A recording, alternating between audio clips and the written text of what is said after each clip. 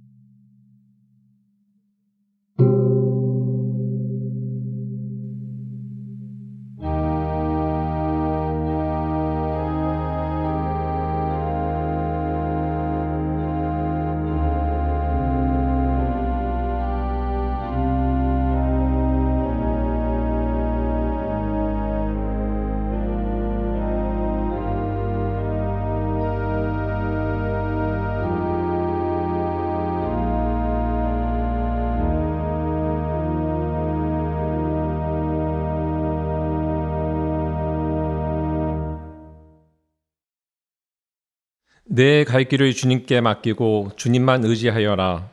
주님께서 이루어 주실 것이다. 너의 의의 빛과 같이 너의 공의를 한낮의 햇살처럼 빛나게 하실 것이다.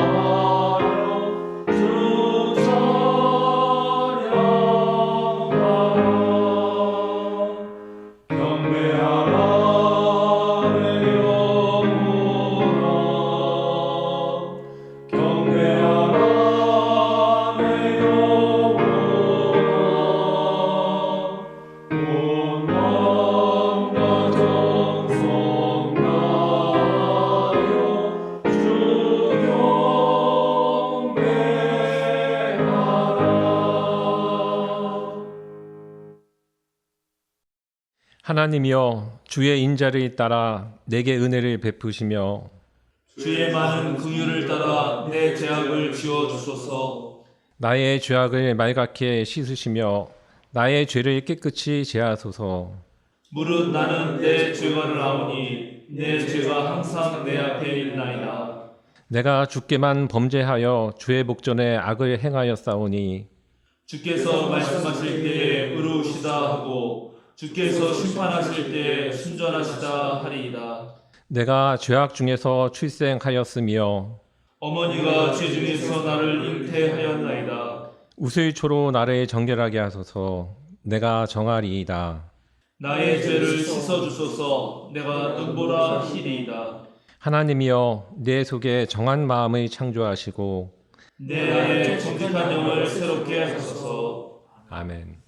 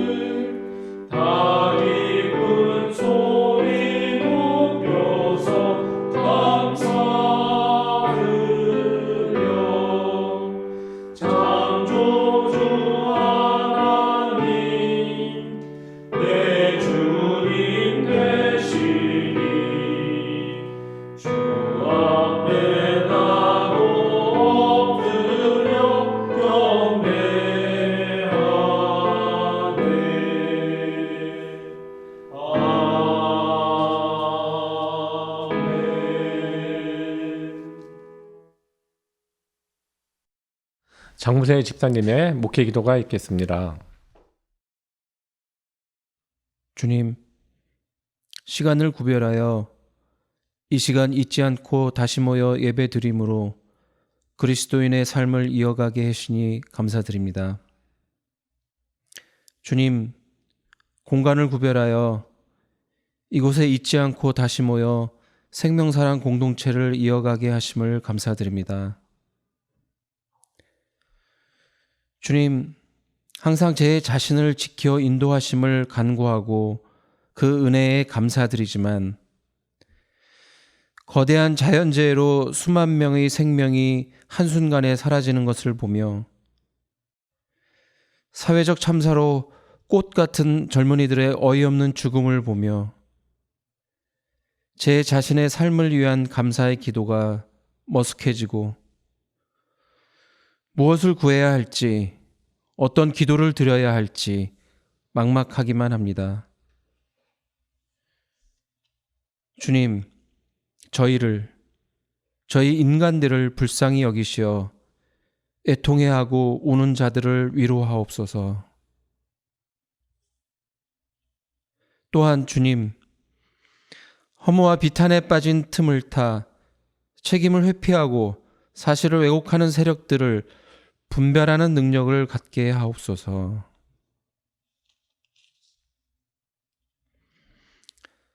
주님, 저희들의 고단한 삶도 위로하여 주옵소서. 고단한 현실에 찌들은 삶이 깊고 드넓은 복음의 가치를 좁고 단순한 기복신앙에 가두게 되지 않을까 두렵습니다.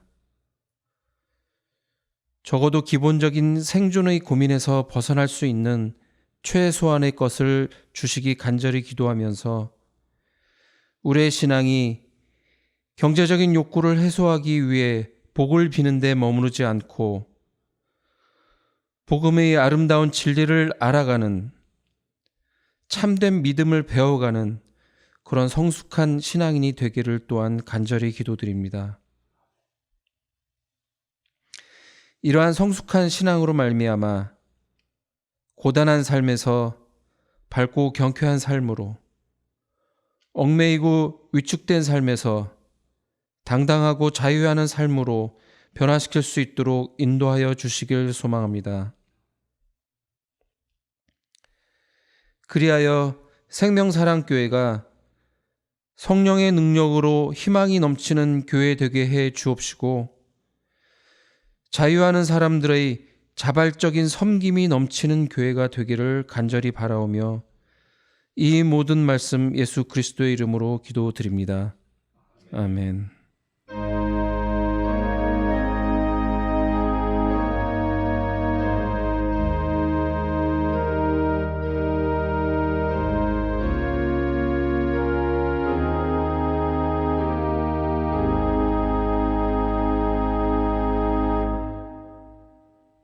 주연절 7째 주일 우리에게 주시는 성경 말씀은 사무엘기하 12장 1절에서 12절 말씀입니다.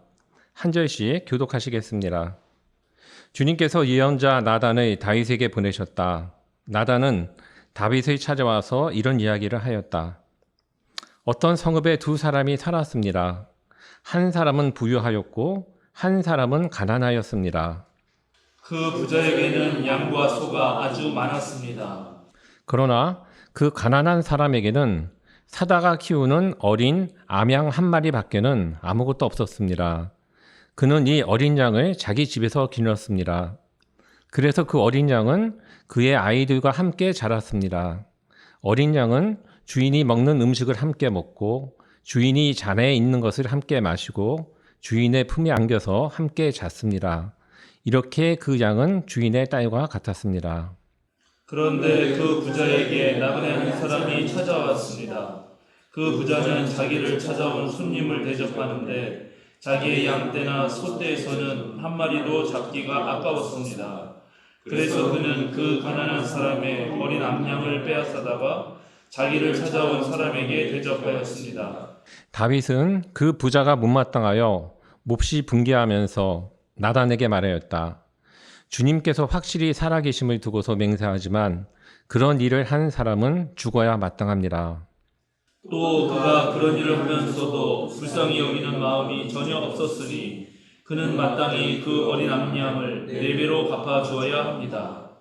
나단이 다윗에게 말하였다. 임금님이 바로 그 사람입니다. 주 이스라엘의 하나님이 이렇게 말씀하십니다. 내가 너에게 기름을 부어서 이스라엘의 왕으로 삼았고 또 내가 사울의 손에서 너를 구하여 주었다. 나는 내 상전의 왕궁을 너에게 넘겨주고 내 상전의 아내들도 내 품에 안겨주었고 이스라엘 사람들과 유다 나라도 너에게 맡겼다. 그것으로도 부족하다면 내가 네게 무엇이든지 더 주었을 것이다. 그런데도 너는 어찌하여 나 주의 말을 가볍게 여기고 내가 악하게 여기는 일을 하였느냐? 너는 햇사람 우리아를 전쟁터에서 죽이고 그의 아내를 빼앗아 내 아내로 삼았다. 너는 그를 암몬 사람의 칼에 맞아서 죽게 하였다. 너는 이렇게 나를 무시하여 햇사람 우리아의 아내를 빼앗아다가 내 아내로 삼았으므로 이제부터는 영영 내 집안에서 칼부림이 떠나지 않을 것이다. 주님께서 또 이렇게 말씀하십니다. 내가 너희 집안에 재앙을 일으키고 내가 보는 앞에서 내가 너의 아내들도 빼앗아 너와 가까운 사람에게 주어서 그가 대낮에 너희 아내들을 욕보이게 하겠다. 너는 비록 몰래 그러한 일을 하였지만 나는 대낮에 온 이스라엘이 바라보는 앞에서 이 일을 하겠다.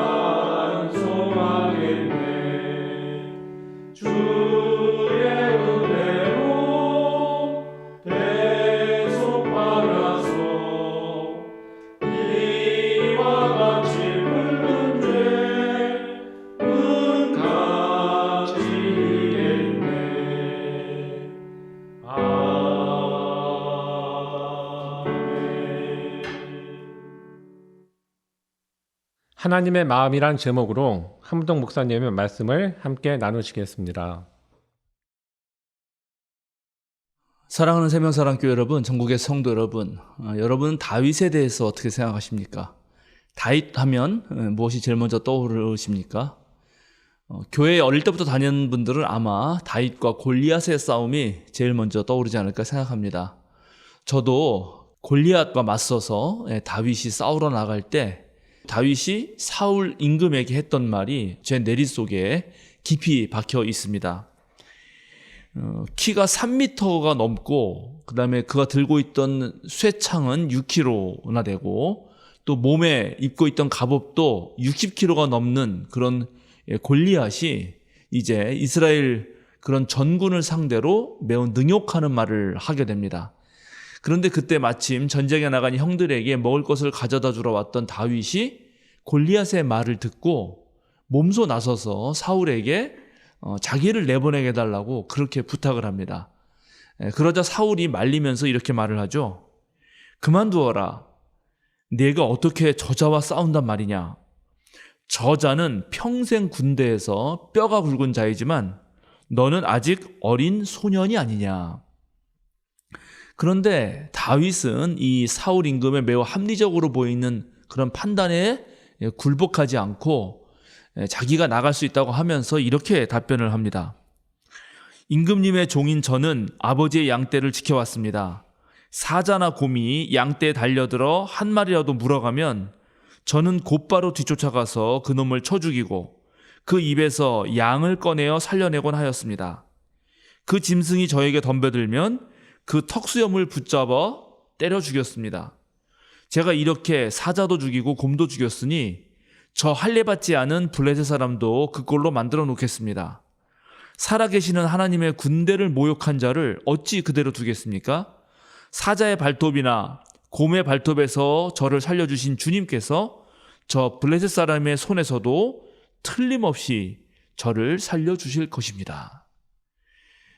저는 어릴 때 몸이 약하고 또 몸집도 작았기 때문에 늘 겁이 많았는데 다윗이 이렇게 말하는 것이 정말 멋있었고 그의 용기에 반하지 않을 수 없었습니다.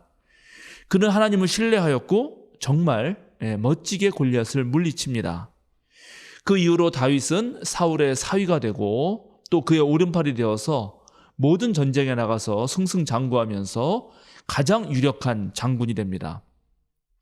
한편 다윗은 멋진 시인이자 하프 연주자였습니다. 여러분 알다시피 시편의 상당수가 다윗으로부터 전해진 것이고 또 오늘 우리가 함께 교독한 성구도 바로 다윗이 지은 것입니다. 성서의 또 다른 전승은 사울이 악한 영에 시달려서 정신적으로 몹시 문제가 있을 때마다 다윗이 음악 치료를 했고 그때 악한 영이 사울에게서 떠나갔다고 증언합니다. 용사이면서 싸움에 능한 자가 시도 잘 쓰고 또 음악과 예술을 사랑했다는 것이 왠지 어울려 보이지 않습니다. 그런데 그럼에도 불구하고 이런 양쪽 전승이 다 있는 것은 바로 다윗이 양립할 수 없는 것처럼 보이는 그런 모든 능력들을 골고루 갖추고 있었다는 것을 증언해 줍니다. 정말 복이 드문 사람이죠.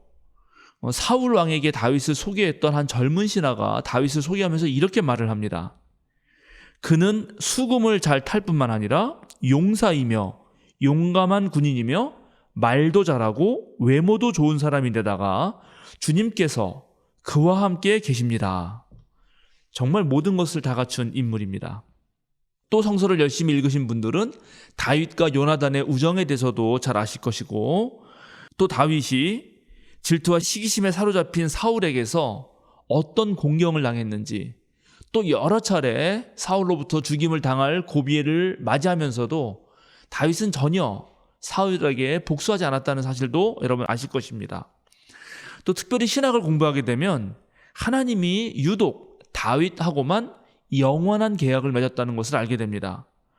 하나님은 사울에게서는 당신의 총애를 걷어가셨지만 다윗과 그의 후손에게서는 그렇게 하지 않겠다고 약속하십니다. 하나님은 예언자 나단의 입을 통해서 다윗에게 이렇게 약속하시는데요. 한번 읽어보겠습니다. 내 집과 내 나라가 내 앞에서 영원히 이어갈 것이며 내 왕위가 영원히 튼튼하게 서 있을 것이다.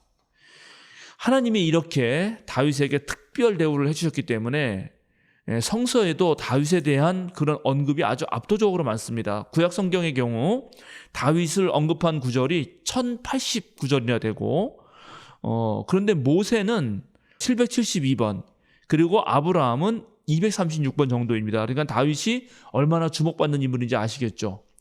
다윗이라고 하는 이름도 사실은 하나님께 사랑받는 자라는 뜻을 가지고 있습니다.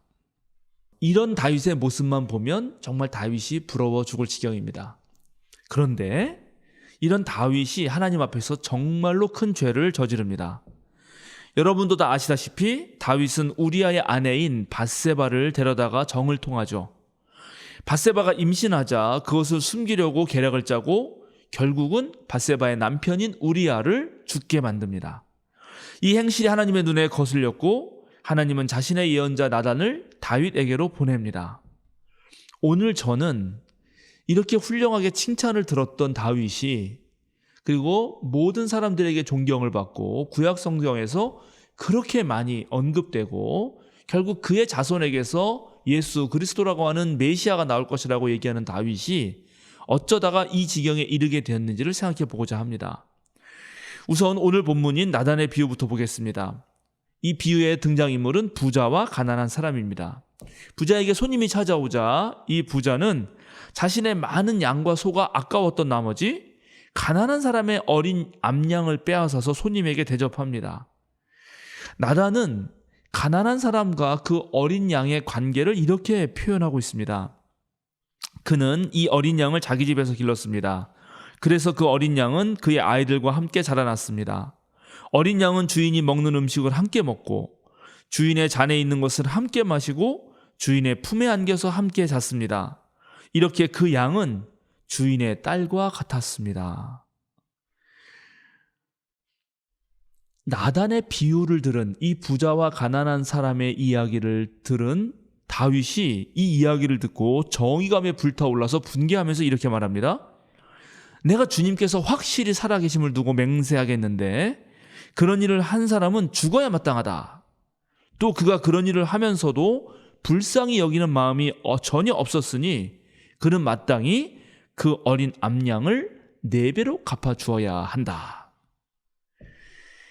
그런데 나단이 바로 임금님이 그 사람입니다 라고 말하기 전까지 다윗은 이 이야기가 자기 이야기인 줄 눈치채지 못합니다.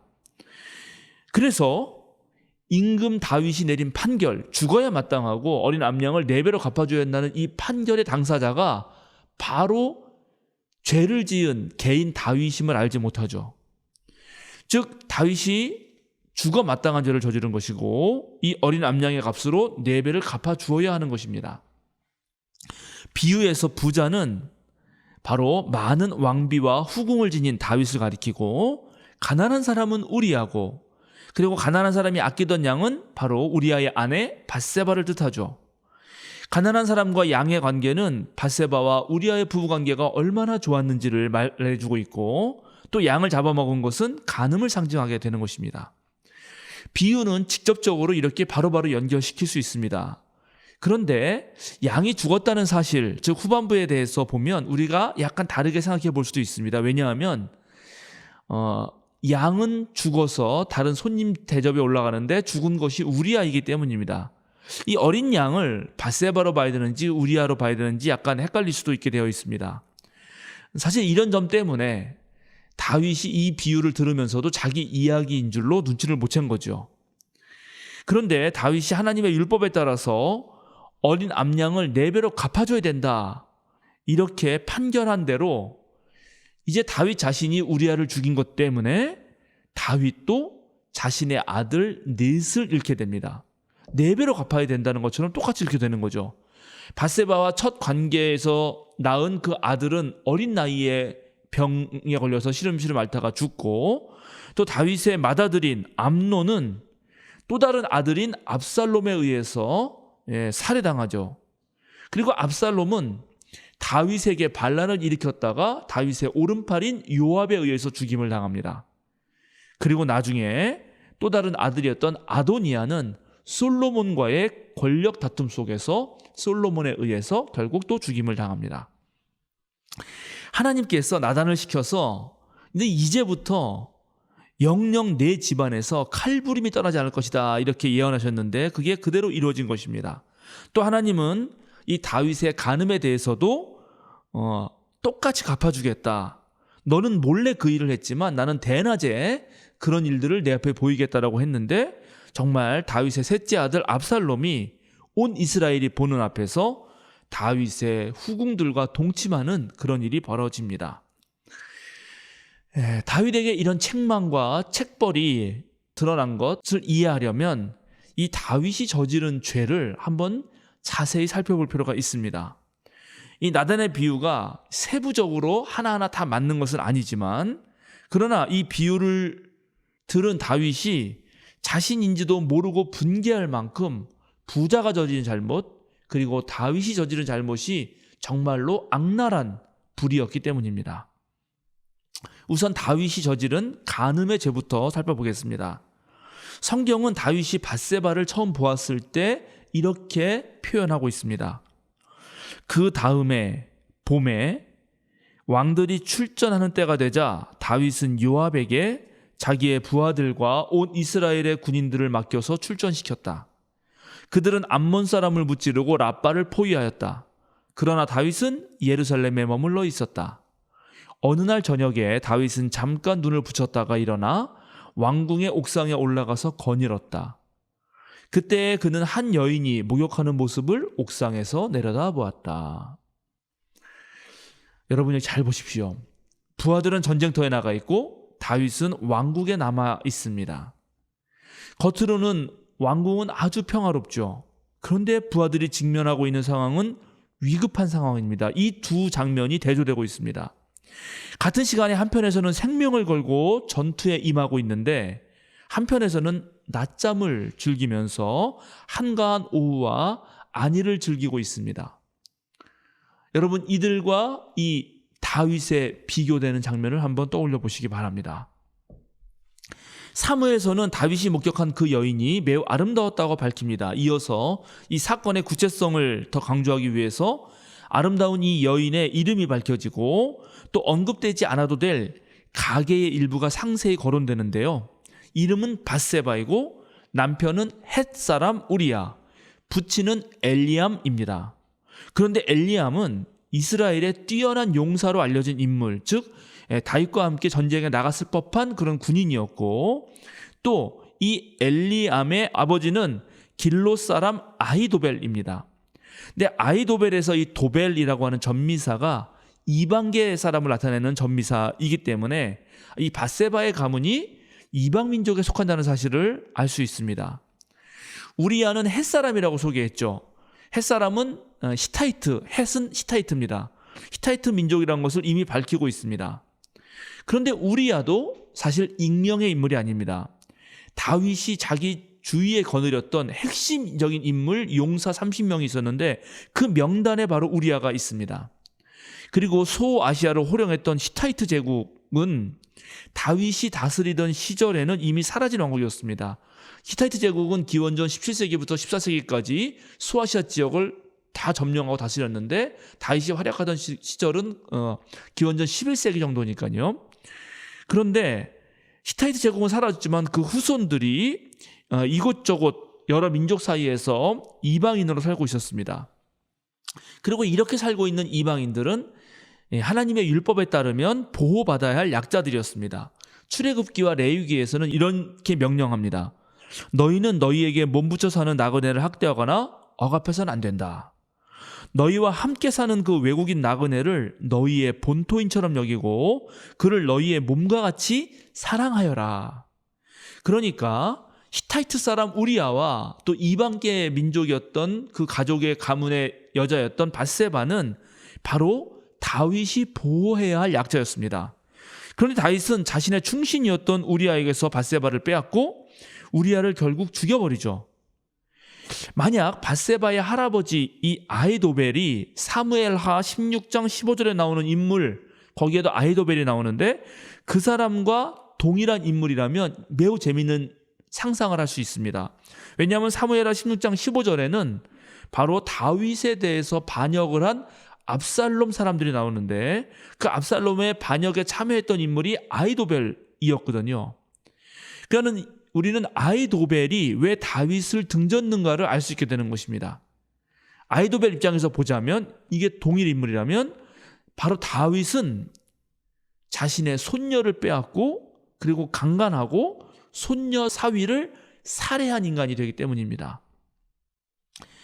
자, 하나님의 율법에 따라서 보호해야 할 여인을 마음대로 데려와서 통정을 한다는 이 사실은 다윗이 왕으로서 자신들의 신하들을 어떻게 다루었는지를 보여줍니다.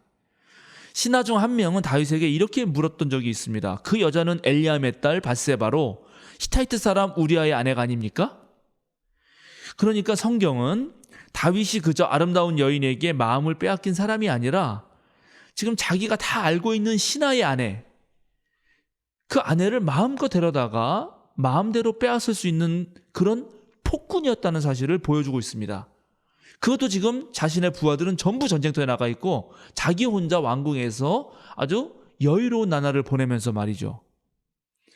헤브론 시절 다윗은 이미 6명의 부인을 두었고 예루살렘으로 옮긴 뒤에도 여러 명의 부인들을 두었습니다. 이미 다윗에게는 이렇게 많은 왕비와 후궁이 있었는데도 불구하고 아무런 거리낌 없이 이런 짓을 저질렀고 또 그 직후에 바로 밧세바로부터 임신 소식이 날아듭니다. 자, 임신 소식이 왕궁으로 알려졌다. 그러면 이제 이 사실이 다 쉬쉬했겠지만 누구나 알고 있는 소식이 되지 않겠습니까? 그러자 다윗은 총사령관 요압이 있음에도 불구하고 명백한 이유 없이 우리아를 소환합니다. 그리고 마치 전선의 상황을 물어보는 듯 또 알아보는 듯 이렇게 질문을 합니다. 우리 성경에는 요압의 안부와 군인들의 안부와 싸움터의 형편을 물었다 이렇게 되어 있는데요. 이걸 원어로 보면 전부 다 이 안부라는 말, 형편이란 말에 샬롬이 붙어 있습니다. 즉 다윗은 요압의 샬롬과 군인들의 샬롬과 전장터의 샬롬을 물었던 것입니다. 그런데 이것은 역설적으로 지금 다윗의 불안한 무의식적인 그 심리를 드러냅니다. 전쟁터에 나가 있는 백성들은 오히려 평화로울지 모르지만 지금 평화롭게 보이는 왕궁에서 지금 쉬고 있는 다윗의 그 내면이 불안으로 가득했다는 것이죠. 왜냐하면 가늠한 사실이 다 드러날 수 있기 때문입니다. 다윗은 자신의 죄를 덮기 위해 이제 명령하듯이 우리아를 아내에게 보냅니다. 우리 성경에 목욕하고 쉬라 이렇게 번역된 것은 원래 직역을 하면 발을 씻어라인데 이것은 완곡하게 어떤 성적 행위를 표현하는 방법입니다. 그런데 충직한 우리아는 이 왕의 명령에 불복을 합니다. 놀랍게 이방계 출신의 우리아는 하나님의 전쟁 규례에 따라서 아내와 잠자리를 하지 않고 거기에 충실하게 즉 하나님의 율법을 따르는데 하나님의 은총을 받았던 다윗이 하나님의 율법을 어기라고 그렇게 종용하고 있는 것입니다. 이제 우리아가 아내에게로 가지 않고 군인들과 함께 밤을 새자 다윗의 첫 번째 책략이 실패로 돌아갑니다. 그래서 이제 두 번째 책략을 쓰는데 그것은 바로 우리아를 불러다가 술을 마시게 하는 것이었습니다. 실컷 술 취하게 해놓고 아내에게로 되돌려 보내는 것이었죠. 그런데 이때도 충직한 우리아는 집으로 가지 않습니다. 그리고 우리아 입장에서 볼 때 왜 다윗 임금이 나에게 이런 짓을 하는가? 좀 뭔가 이상하다, 석연치 않다라고 생각했을 법합니다. 이런 두 번째 계략도 먹혀들지 않자 이제 다윗은 우리아를 살해할 방법을 세웁니다. 요압에게 이런 편지를 쓰죠. 너희는 우리아를 전투가 가장 치열한 전선으로 앞세우고 나아갔다가 너희만 그의 뒤로 물러나서 그가 맞아서 죽게 하여라. 요압은 다윗이 시킨 대로 하고 나서 전쟁의 상황을 전하는 전령에게 이렇게 지시를 합니다. 어떤 지시를 하고 왕이 만약에 화를 내면 우리아도 죽었다라고 말합니다. 다윗은 우리아가 죽었다는 보고를 듣고 그 전령에게 이렇게 말을 합니다. 너는 요압에게 칼은 이 편도 죽이고 저 편도 죽이기 마련이니 이번 일로 조금도 걱정하지 말아라. 그렇게 전하여라. 이렇게 말을 합니다. 우리아의 죽음이 마치 전투에서 생긴 우발적인 죽음인 것처럼 선포하는 거죠. 사실은 만천하가 다 알고 있는데도 말이죠. 다윗과 요압의 공모 과정을 보면 정말 모든 악은 단순히 우연적인 산물이라기보다 거짓된 공모의 결과라는 사실을 확인하게 됩니다. 요압은 우리아 살해 사건에 수동적으로 말려들었지만 그러나 그 일을 능동적으로 해내죠. 이길 수 있는 전투 상황에서 일부러 패배를 조장한다는 것은 군대를 이끄는 총사령관으로서는 할 수 없는 일입니다. 그러나 요압은 권력의 시종이 되어서 죽음을 불러오는 그런 폭력의 하수인이 되고 맙니다. 결과적으로 다윗은 자신의 죄를 감추기 위해 율법을 거스르면서 죄 없는 사람을 죽이고 이제 그 살해당한 자의 아내를 자신의 아내로 빼앗아 옵니다. 그것도 제3자의 손, 즉 이스라엘 군대의 총사령관인 요압 장군과 이스라엘 전 부대의 손을 빌어서 한 사람을 죽입니다. 다윗의 속임수는 사건과 무관한 자들을 끌어들여서 이 죄악을 확대시킨 것이고 또 음모를 통해 목적을 성취하는 그런 또 다른 죄를 낳게 만듭니다. 다윗은 요압에게 이 일에 대하여 걱정하지 말라. 원어로 그대로 번역하면 이 일을 너의 눈에 나쁘게 여기지 말라. 이렇게 말했지만 이 일은 곧 하나님의 눈에 거슬리게 됩니다. 권력자들의 공모로 인한 한 인간의 목숨이 이렇게 무의미하게 끝나버린다면 이것은 그 생명 자체를 경시하게 되는 꼴이고 천하보다 소중한 한 목숨을 아주 우습게 여기는 꼴이 됩니다. 바로 이것은 하나님이 창조하신 생명 세계를 능멸하게 되는 것이고 이것은 곧 생명의 하나님에 대한 반역입니다. 놀랍게 우리야라는 이름, 이 히타이트 계열이었지만 히브리 나라에서 태어나서 얻은 히브리 이름 우리야라는 이름의 뜻은 야훼는 나의 빛이라는 뜻입니다. 가부장적 사회 구조의 최고 권력자의 말은 곧 명령이고 명령은 현실적으로는 거부하기 어려운 아주 강제적인 폭력성을 띠죠. 더군다나 아랫사람을 다루는데 아주 익숙한 이 다윗은 자신의 욕망에 기울었고 또 그렇게 해서 한 행동이 아랫사람에게 어떤 피해를 줄지 어떤 영향을 미칠지는 전혀 고려하지 않을 것입니다. 그래서 서슴지 않고 모든 죄악을 행하였고 많은 이들은 이 다윗의 나쁜 짓을 다 알면서도 권력자 앞에서 숨죽이면서 그렇게 침묵하고 있었지만 이제 이들의 모든 죄악은 이 우리야의 이름처럼 하나님 앞에서 철저하게 다 드러날 것입니다. 카인이 아벨을 죽였을 때 하나님이 곧바로 카인을 소환하신 것처럼 야훼는 나의 빛이라는 우리야의 죽음으로 이제 다윗의 죄악이 만천하에 드러나고 다윗이 소환될 것이죠. 오늘 성경은 인간의 탐욕이 권력을 통해 어떻게 발생하는지 그것을 어떻게 제재해야 되는지 고민하고 있습니다.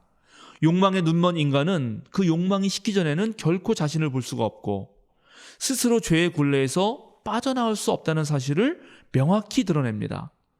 권력자가 지배하는 세상에서 권력자 자신이 사건의 당사자가 되고 불의의 원천일 때 진실은 늘 삼켜지고 침묵이 강요되죠. 이런 차원에서 잘못 권력을 행사하는 왕을 고소하고 판결을 내릴 수 있는 존재는 거의 없어 보입니다. 오직 하나님 한 분이죠. 그래서 예언자는 목숨을 걸고 하나님의 신탁을 선포하는 대리자 역할을 완수해야 합니다. 아무도 자신의 잘못에서 스스로 벗어날 수 없다면 잘못을 지적하고 보여주는 제3자가 반드시 필요합니다. 이런 의미에서 다윗에게 나단 예언자는 하나님이 보내신 자비의 손길이고 죄에서 회심으로 이끌어주는 안내자라고도 볼 수 있습니다. 물론 최고 권력자가 은폐한 일을 누군가가 드러내려 한다면 그에게는 죽음이 기다리고 있기 때문에 나단은 목숨을 걸어야 했을 것입니다. 그러나 이제부터 하나님이 나서시기 시작한 이 순간 다윗이나 이스라엘 사건이 아니라 하나님의 사건이 됩니다. 다시 나단의 비유로 돌아오겠습니다. 비유는 아주 간단하지만 슬픔이 배어나는 이 인간사의 참혹한 비극성이 잘 드러나 있습니다. 가난의 절절함이 부유한 이의 무정한 행동과 아주 대조되면서 고발은 절정에 달하죠. 부자는 손님 대접을 위해 자기 소유를 사용해야 한다는 당연한 상식조차 무시합니다. 손님을 대접하면서도 자기 소유의 소나 양 중에서 한 마리도 희생하지 않으려는 사람이 바로 부자라는 것이죠. 부자가 누구냐? 부자는 이런 사람이라는 것입니다. 손님에게는 숙식을 제공하는 주인처럼 행세하지만 자기 것은 하나도 내어놓지 않는 부자는 가난한 이에게는 매우 잔인하고 폭력적인 사람이지만 자기가 필요한 사람에게는 아주 인자하고 관용 있는 사람처럼 그렇게 보인다는 것입니다. 사무엘상 8장에 보면 왕정이 되었을 때 어떤 일이 벌어질지 미리 경고하는 장면이 나옵니다. 사무엘은 왕이 독재자가 되었을 때 백성들의 아들들과 딸들을 강제로 데려다가 군역과 노역에 쓰고 왕정 유지를 부과하는 세금들은 백성들의 고된 노동을 통해서 착취하고 또 백성은 자유를 잃고 종이 될 수 있기 때문에 수고와 고통이 점점 더해질 것이라고 그렇게 경고합니다. 따라서 나단의 비유에서 등장하는 이 부자가 바로 모든 것을 막무가내로 빼앗아갈 수 있는 그런 위치에 있는 사람으로 보일 때 사람들은 왕을 떠올렸을 것입니다. 비유는 거의 모든 것을 소유한 그런 자가 아무것도 지니지 못한 자의 유일한 행복을 빼앗는다는 그런 날선 지적을 하고 있습니다. 많은 것을 소유한 자가 필요한 것마저 소유하지 못한 이들과 나누게 하는 것, 그것이 바로 왕의 통치술이고, 특히 이스라엘의 왕이라면 나눔을 통해서 야훼 하나님의 초대를 실현하는 그런 일을 해야 했습니다. 따라서 부유한 자는 자신의 소유욕을 절제할 줄 알아야 하고 상대적으로 가난한 사람의 어려움을 덜어주어야 합니다. 특별히 왕은 백성들에게 그 부분에 있어서 모범을 보여야 되고 또 그렇게 백성들을 가르쳐야 하는 존재였습니다. 오늘 비유에서 손님은 자기가 어떻게 대접을 받게 됐는지 잘 모릅니다. 상황을 잘 모르는 손님은 자신을 대접하는 주인이 그에게 매우 인자하고 관대한 주인이라고 생각하게 됩니다. 그러나 실제로 주인은 인색하기 짝이 없지만 손님은 그런 사실에 무지하죠. 그렇다면 이 손님도 모르는 이 부자의 행위, 이걸 누가 고발한단 말인가? 비유에서 가난한 사람은 부자의 폭력을 고발할 능력도 없고 자신을 방어할 수단도 없고 저항은 꿈도 꾸지 못합니다. 또 오늘 우리는 이 나단의 비유에서 다윗이 즉각적으로 반응하는 것을 보면서 자신의 행위에 대해서 성찰할 수 없는 인간이 어떤 모습인지를 보게 됩니다. 성찰이라는 거, 그건 누구나 할 수 있는 거죠. 잠시 멈추어서 자신의 행위를 돌아보는 것입니다. 생각만 해보면 누구나 할 수 있는 쉬운 행위이지만 모두가 그렇게 하는 것은 아니죠. 그러나 바로 성찰하는 그 시간이야말로 사람 속에 보이지 않는 그 양심을 불러낼 수 있는 그런 긍정의 힘이고 또 기회입니다. 이제 나단의 비유를 통해서 다윗의 숨은 진실이 드러납니다. 나단의 비유가 다윗의 양심을 깨웁니다. 왕이 스스로 그러한 자는 죽어 마땅하다 이렇게 말했는데 그 죽어 마땅한 자가 바로 자기였습니다. 정의감 넘치는 이런 다윗의 대답 후에 나단은 말합니다. 임금님이 바로 그 사람입니다. 예언자는 권력 앞에서 권력자의 잘못을 지적하고 양심을 일깨우는 사람입니다. 필요한 경우에 자신의 생명을 걸고 진리를 선택하는 사람이며 용기와 힘을 내는 사람입니다.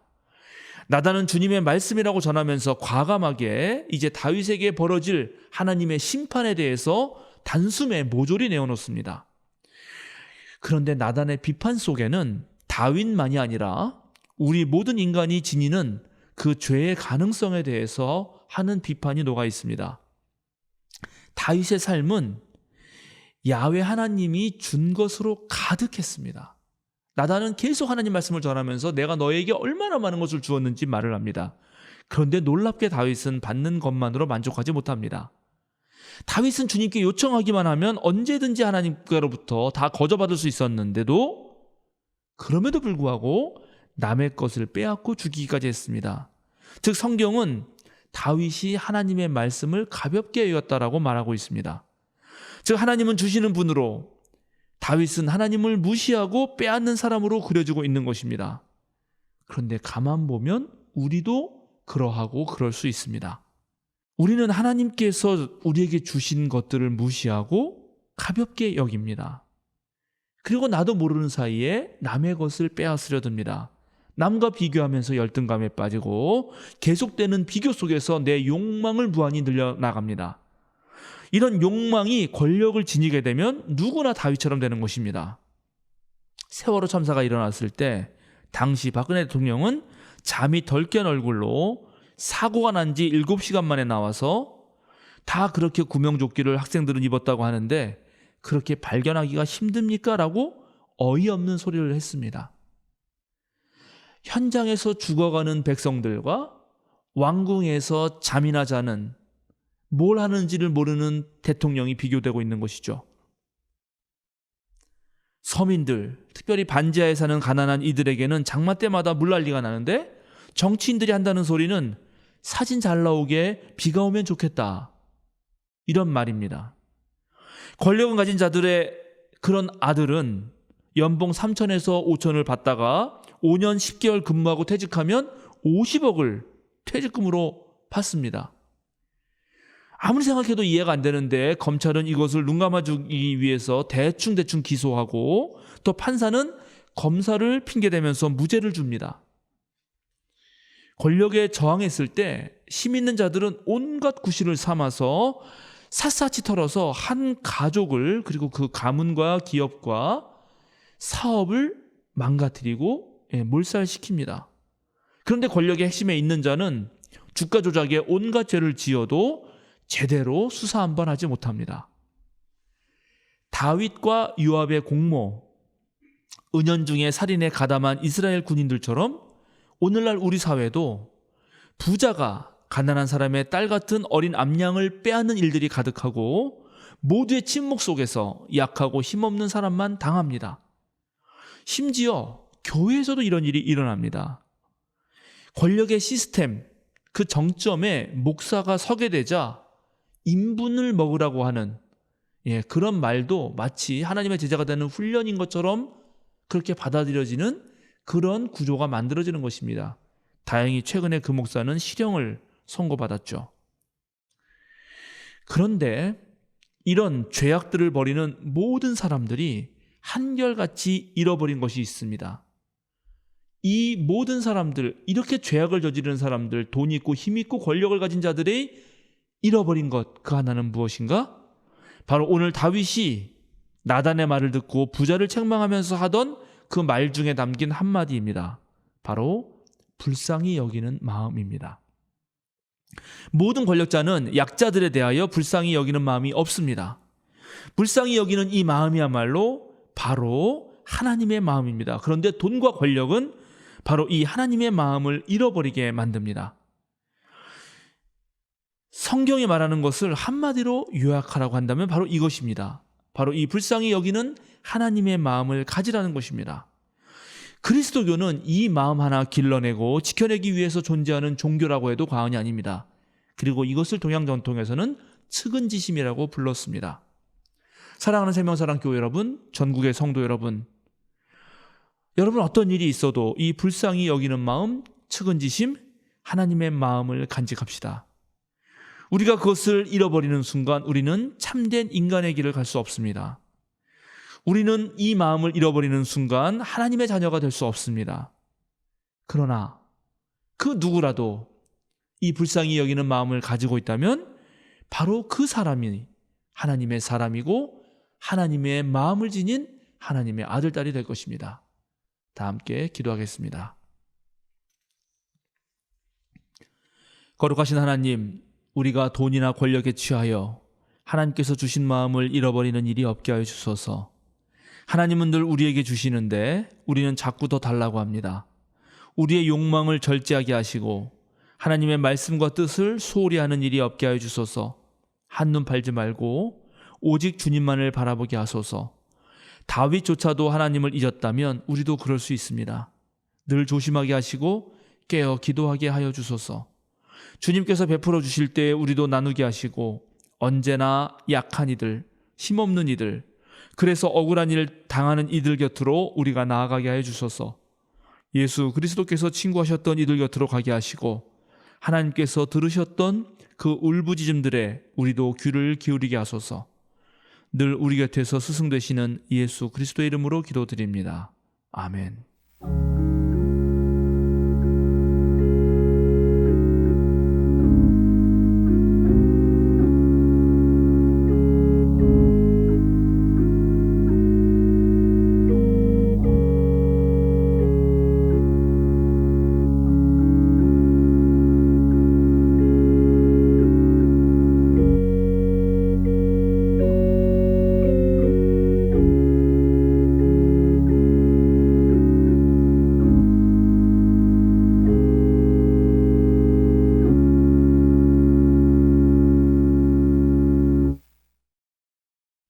다 함께 생명사랑교회 신앙 고백문으로 우리의 신앙을 고백하겠습니다.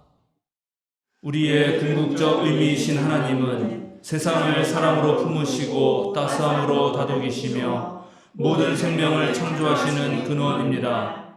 참 인간으로 하나님과 일치를 이루신 예수님은 흔들림 없는 사랑의 나라를 꿈꾸게 하시고 그 꿈을 지금 여기에서 누릴 수 있게 하시는 희망이며 우리가 이루어갈 구원의 기준입니다.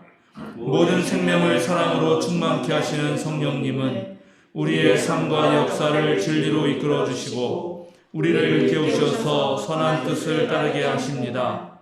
삼위일체 하나님을 만난 우리는 서로의 다름을 인정하고 약한 이들의 아픔에 민감하게 반응하며 그들과 함께 하겠습니다.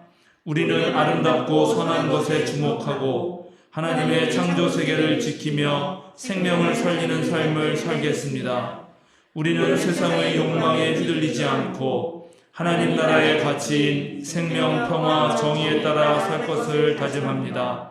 우리는 하나님, 예수님, 성령님께서 참 그리스도인으로 살아가려는 우리와 항상 함께 해주심을 믿습니다. 아멘.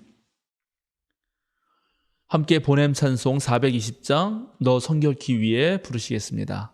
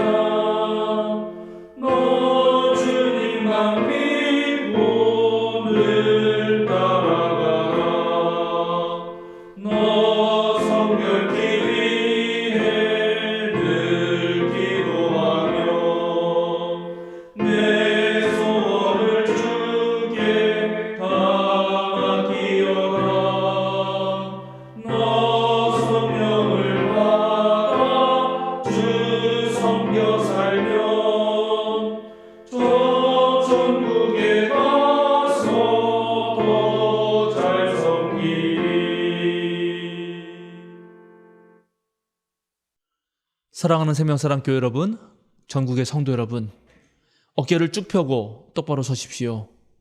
세상으로 힘차게 그리고 당당하게 나아가십시오. 자유인으로 사십시오. 하나님의 마음, 불쌍히 여기는 마음을 간직하십시오. 여러분의 마음 속에 예수님의 마음을 품으십시오. 여러분의 마음 속에 성령의 애틋한 숨결을 가지고 살아가십시오. 축도하겠습니다.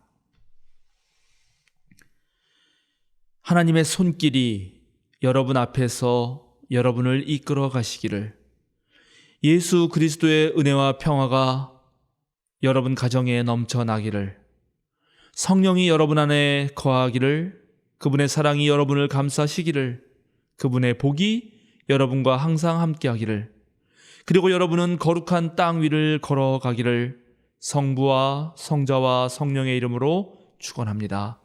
아멘.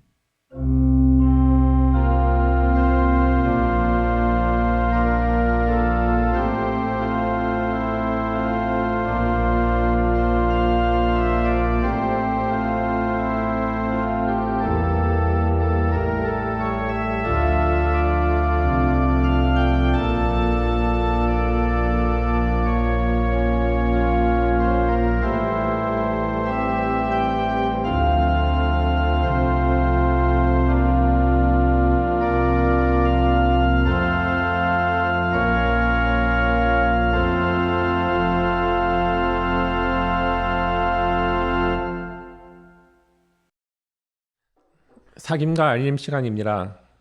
오늘은 주연절 7째 주일입니다. 예배 후에 정기 재직회 및 재직교육이 있습니다. 환경을 위해 종이 주보를 줄이려고 합니다. 가능한 분들은 태블릿 PC나 핸드폰을 이용하여 주시기 바랍니다. 오늘 저녁 7시 30분 사도신경 모임이 있습니다. 2월 22일은 성의 수요일입니다. 수요 기도회는 성의 수요일 예배로 드립니다. 사순절 기간 동안 매일 아침 출애굽기를 중심으로 묵상글을 드립니다. 2023년 1학기 장학금 신청을 받습니다. 대여 장학금과 근로 장학금이 있고 신청 기준은 본 교회에 등록한 지 1년 이상 된 교인 및 교인의 자녀로서 장학금 지급을 필요로 하는 대학생과 청년입니다. 자세한 안내와 신청을 원하시는 분들은 교육실로 연락 주시기 바랍니다. 3월 12일까지 신청을 받습니다. 튀르키예 지진 피해 이재민을 돕고자 하시는 분은 교회에 튀르키예 목적 헌금으로 헌금해 주시면 한국 기독교 장로회 총회를 통해서 전달하도록 하겠습니다.